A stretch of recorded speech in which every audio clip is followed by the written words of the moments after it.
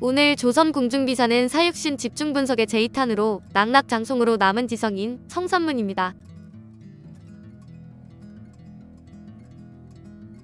사육신을 꼽을 때 가장 대표적인 인물로 손꼽는 성산문은 1418년에 출생했으며 본관은 창녕, 자는 금보, 호는 매주컨입니다. 성산문은 단종의 봉위를 꾀하다가 생을 마감한 사육신 가운데 대표격인 사람으로 성승과 박첨의 딸 죽산 박씨의 아들입니다. 충청남도 홍성 출신으로 개성유후 성석용의 증손이며 할아버지는 판중추부사 성달생, 아버지는 도총관 성승이고 어머니는 현감 박첨의 딸입니다. 성산문의 아버지 성승은 사육신의 반열에는 들지 않았지만 역시 단종을 복위시키려는 계획에 동참해 양은검의 한 분으로 모십니다. 부자가 한꺼번에 왕에게 반기를 든 셈이라 결국 형제들도 다 죽고 집안이 완전히 망했는데 학자의 이미지가 강한 성산문이지만 아버지와 할아버지가 모두 무장이었습니다. 이름이 특이한데 낳을 때 공중에서 낳았느냐는 소리가 3번 들린 후에야 아이를 출산했기 때문에 이름이 3번 물어보았다는 산문이 되었다는 기이한 설화가 전해집니다. 장남이라 동생들도 다 삼자 돌림이 되어 3번 부른다는 삼빙, 3번 돌아보았다는 삼고, 3번 살펴본다는 삼성 등 모두 이름이 특이합니다. 성산문이 태어난 뒤 점을 보자 충신이라 나와 그의 할아버지 성달생이 집안을 말아먹을 녀석이라고 한탄을 했다고 합니다. 자신이 모시는 군주에게 어떤 식으로든 문제가 있어야 비로소 충신이 되는 것이니 자연히 그럴 수밖에 없었는데 정말 충신이라서 집안을 말아먹게 되었습니다. 할아버지 성달생은 이성계와 공모의 우왕, 창왕을 몰아낸 흥국사 구공신으로 성성린의 동생 성석용의 아들이며 우왕 시대에 태어난 사람입니다. 우왕, 창왕, 공양왕의 비극적인 최후와 태조의 찬탈, 왕씨 몰살, 고려의 충신들이 떼죽음당하고 고려가 어떻게 망하는지 지켜본 사람이라 충신에 대해 회의감을 갖고 있었을 가능성이 높습니다. 세종 17년인 1435년에 생원시에 합격하고 1438년에는 식년 문과에 전과로 급제했고 1447년에 문과 중시의 장원으로 다시 급제했습니다. 그 후 집현전 학사로 뽑혀 세종의 지극한 총애를 받으면서 홍문관 수찬 직집현전으로 승진했습니다. 1442년에 세종의 명에 따라 예기대문원들을 편했으며 훈민정음 28자를 만들 때 정인지, 최양, 박팽년, 신숙주, 이계 등과 함께 이를 도왔습니다. 특히 신숙주와 같이 명나라 요동을 여러 번 왕래하면서 그곳에 유배 중인 명나라의 한림학사 황찬을 만나 의문을 질문했다고 합니다. 또한 명나라 사신을 따라 명나라에 가서 의문과 교장 제도를 연구해와 1446년 9월 29일 역사적인 훈민정음을 반포하는 데 큰 공헌을 했습니다. 단종 1년인 1453년 좌사관으로 있을 때 수양대군이 계유정난을 일으켜 황보인 김종서 등을 죽이고 정권과 병권을 잡고 성산문에게 정난공신 3등의 칭호를 내리자 이를 사양하는 소를 올렸습니다. 실제로 정난 이후 박팽년의 지위는 신숙주와 맞먹었고 폭넓은 인사 조치가 이루어졌지만 성산문은 계유정난 직후 안평대군은 죽이라면서도 자신이 공신에 오르는 건 옳지 않다는 말을 했습니다. 결국 성산문 등 집현전 출신 관료들을 회유하기 위한 세조의 의도라 볼 수 있는데 실제로 계유정난 이후 성산문을 포함한 집현전 출신 관료들의 승진은 빨라집니다. 집현전 출신 관료들의 대부분은 자신들의 입장에서도 문제였던 노신들을 제거한 계유정난과 달리 세조가 왕위에 오르는 것은 반대하게 됩니다. 실제로 이 시기까지 가면 세조의 회유책도 많이 줄어들어서 사육신 사건에 연루된 이들 중에서는 성산문과 이휘만이 3등 공신에 오르게 됩니다. 1454년에 집현전부 제학이 되고 예조참의를 거쳐 1455년에 예방승지가 됐는데 세조가 단종을 위협, 선의를 강요할 때 성산문이 국세를 끌어안고 통곡하자 세조가 성산문을 노려보았다고 합니다. 단종이 세조에게 선의하는 장면에서 성산문이 옥새를 끌어안고 울었다는 이야기는 실록에는 전혀 기록되지 않았고 다음과 같은 짧은 기사만이 있습니다. 세조실록 1권 세조 2년 윤 6월 11일 을묘 첫 번째 기사 1455년명 경태 6년 해빈양씨 상궁 박씨 등을 귀양 보내다 노선군이 세조에게 선의하다. 또 명하여 재촉하니 동부승지 성산문이 상서서로 나아가서 대보를 내다가 전균으로 하여금 경례로 아래로 받들고 가서 바치게 하였다. 이후 아버지 성승의 은밀한 지시에 따라 박중림, 박팽년, 유응부, 허조, 권자신, 이계, 유성원 등을 포섭해 단종 봉위운동을 계획했습니다. 거사의 내용은 명나라 사신의 환송년에서 벼룬검으로 서게 되는 유흥부와 성승이 세조와 그 일파 등을 죽이고 명나라에게 단종 복위의 정당성을 주장한다는 것이었습니다.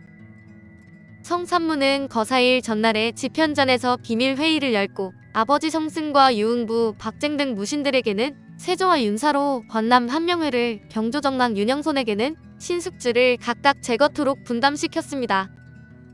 김질은 장인인 정창손으로 하여금 상황 복위를 주장하도록 설득시키기 위해 포섭을 했다고 합니다. 그러나 당일 아침에 연회 장소가 좁다는 이유로 벼룬검의 시립이 폐지돼 거사는 중지됐는데 성삼문은 반대했으나 결국 벼룬검은 없는 것으로 통과되었습니다. 이들은 망설이다 거사를 세조가 친히 거둥하는 임금이 봄에 관노하기 위해 곡식에 씨를 뿌리는 것을 관람하던 행사인 관가대로 미뤘습니다. 남효온의 소설 육신전에 의하면 유흥부가 그래도 한명회부터 베고 들어가 거사를 강행할 것을 주장했으나 성삼문이 반대해서 이루지 못했다고 합니다.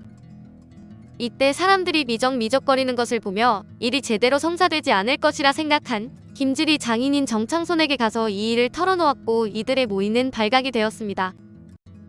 여기서 아이러니한 점은 첫 북문에서 함께 모의한 자들의 명단을 성삼문이 털어놓았다는 점이며 심지어 후일 단종도 같이 모의하였다고 일러 바친 것도 성삼문이었습니다. 결국 주동자들은 끌려가기 전에 가족과 함께 자결한 유성원을 제외하고 모두 끌려가 극형을 받았고 함께 모의했던 다른 사람들과 마찬가지로 고문 후 참수형 당한 후 거열형에 처해졌습니다. 성삼문은 세조를 가리켜 나으리라 호칭하고 떳떳하게 모의 사실을 시인하면서 세조가 준 녹은 창고에 쌓아두었으니 모두 가져가라고 했습니다. 모진 고문을 당했으나 조금도 굴하지 않으면서 세조의 불의를 나무라고 신숙주에게는 세종과 문종의 당부를 배신한 불충을 크게 꾸짖었답니다. 경노한 세조가 무사를 시켜 불에 달군 쇠로 다리를 태우고 팔을 잘라내게 했으나 안색도 변하지 않았으며 사건에 연루돼 문초를 받고 있던 강희안을 변호해줘 죽음을 면하게 했습니다. 같은 달 8일 아버지 성승과 이계, 하위지, 박중림, 김문기, 유흥부, 박쟁 등과 함께 군기감 앞에서 능지처사를 당했습니다. 사건이 컸던 만큼 집안이 아예 풍비박산나서 아버지, 동생들, 아들들이 멸족당했음은 물론 여자라서 살아남은 부인 및 딸들도 노비가 되었다고 합니다. 먼 친척들도 화를 입었다고 되어 있지만 꼭 그렇지는 않았는데 성삼문의 집안은 개국공신 성성린의 집안이고 반계 친척들은 세조의 찬위에 협조하거나 정난공신들과 혼맥으로 연결되어 있었기 때문입니다.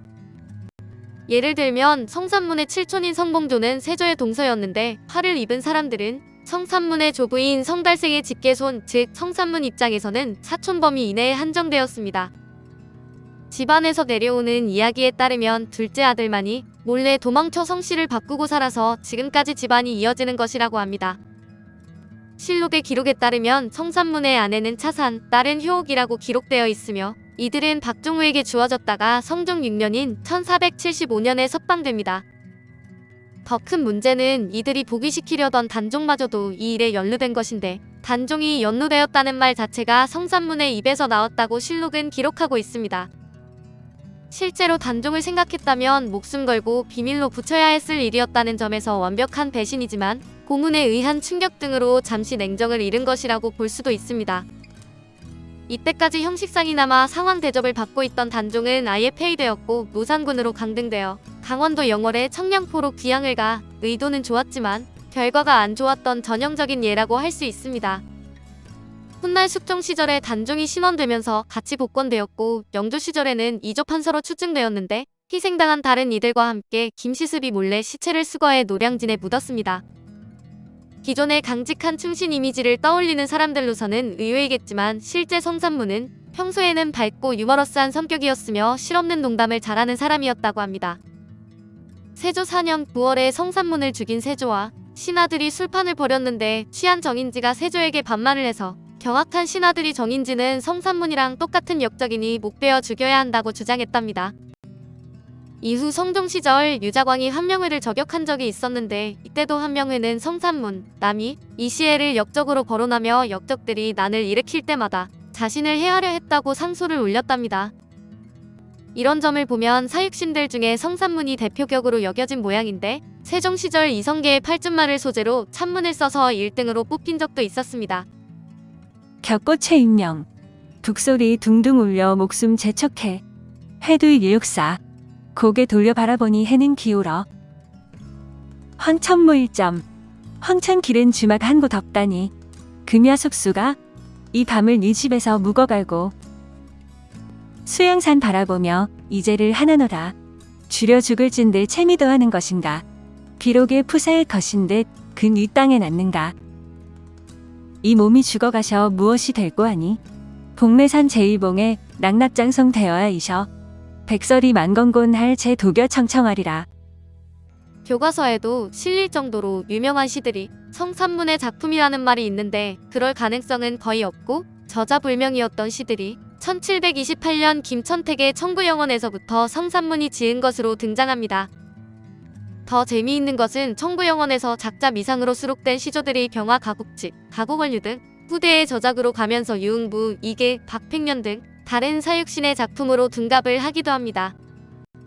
성산문은 조선시대의 대표적인 절개를 지킨 신하로 오늘날까지 숭앙의 대상이 되는 사육신의 한 사람일 뿐 아니라 자질이 준수하고 문명이 높았고 조정의 경영과 문안을 도맡아 처리했습니다. 특히 세종의 훈민정음 창제에 크게 공헌한 것은 높은 저리에 뒤지지 않는 큰 업적이라 할 수 있는데 남효호는 추강집의 육신전에서 대의를 위해 죽음의 길을 택한 높은 저리를 기록, 후세에 전했습니다. 숙종 때인 1691년 신원되고 영조 때인 1758년에 이조 판서에 추증됐으며 정조 때인 1791년에 단종 충신어 정배식록에 올랐는데 성산문의 일지를 묻었다는 묘가 충청남도 은진에 있습니다. 오늘 조선 궁중비사는 사육신 집중분석의 제2탄으로 낙낙장송으로 남은 지성인 성산문이었습니다.